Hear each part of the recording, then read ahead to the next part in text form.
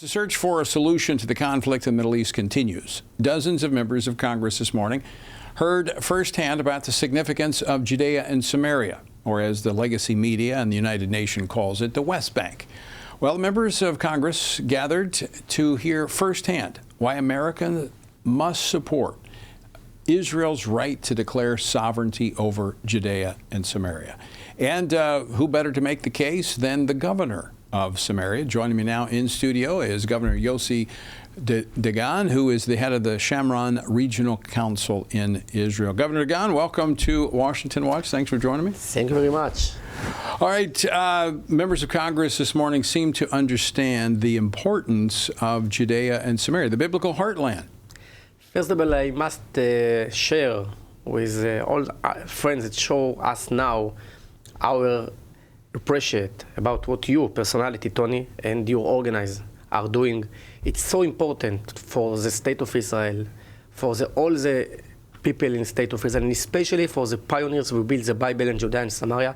And first of all, thank you very much. We are very appreciative. I cannot imagine the situation of states and United States of America and State of Israel without this strong relationship and without you. So God bless you. Well, thank you, Governor. I appreciate that.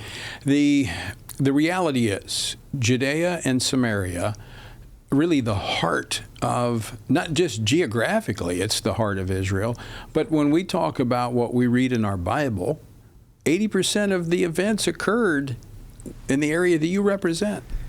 You're right. Judea and Samaria, first of all, is historical justice, because God bring us opportunity to build again the Bible land exactly like He wanted by the prophecy. Right. Jeremiah, Amos, Yechezkel, and we are doing this. So sovereignty to the Bible land is recognize God. It say to God, thank you very much. We appreciate what the gift that you are bring us. And two, like you told, Judea and Samaria mountains are the security belt of state of Israel, because between the Mediterranean and Jordan River we have 43 miles. Samaria mountains, my region, are 34 miles from them. So all the state of Israel, so-called the Green Line, without the mountains, big mountains, and of Judea and Samaria, is just 9 miles. So what's important about this is that every time we hear this conversation about a two-state solution or proposal, every time there's peace talked about, well, we've got to give a Palestinian state, they're actually talking about cutting out the heart of Israel, Judea and Samaria, and turning that over to Palestinians. First of all, it's not a justice for God, because God brings us exactly like the prophecy told. Right, it's happening. To build. Yes, and it's happening now. Why disturb this?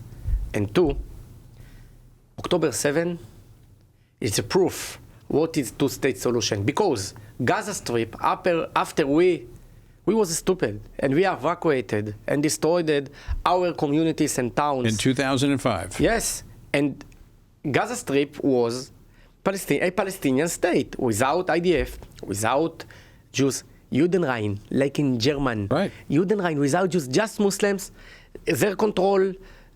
All the area, and one leader from the progressive told that after the evacuation of our communities, Gaza Strip will be the Singapore of the Middle East. Yeah. So October 7, it's Singapore of the Middle East. This is what happened, that we created a Palestinian state. Just imagine October 7 with control of Palestinian Authority, same Palestinian Authority, right, on the mountains of Samaria. So Gaza Strip, about a 7-mile strip, and that became a launching pad for October the 7th, for the terrorist activity that has engulfed the Middle East for the last 18 months. That, if you take Judea and Samaria, it's 24 times larger than the Gaza Strip. And it's right in the heart of Israel, not the southern sliver on the coast. I mean, the country would be indefensible. You're right, and I must tell you, that in October 7, the barbarians from Hamas, they was occupied 14 miles near Gaza Strip.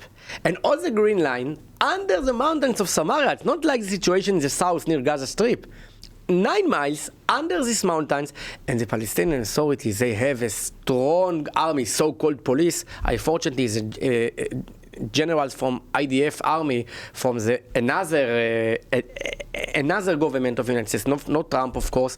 They help them and educate them how to be professional soldiers, professional combats. They have units. It's very strong, more from Gaza Strip. Just imagine the situation in October 7 with control of these barbarians on all the top of mountains. So what Israel is asking for, what you're asking for as governor of Samaria, and what members of Prime Minister Netanyahu's cabinet have asked for is the Knesset to declare sovereignty over that region. And so America, what you're looking to America for is just say, Israel, you have the right to declare that sovereignty. We've got about 30 seconds. Yes, you're right. First of all, it is responsible of the Israelis, our Prime Minister, our ministers.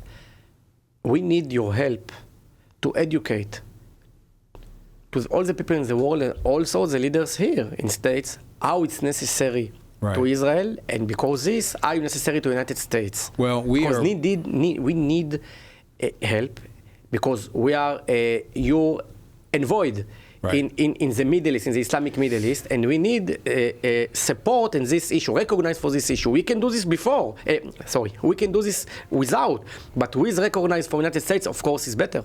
Governor, we got to go. We're praying for the peace of Israel and working for it as well.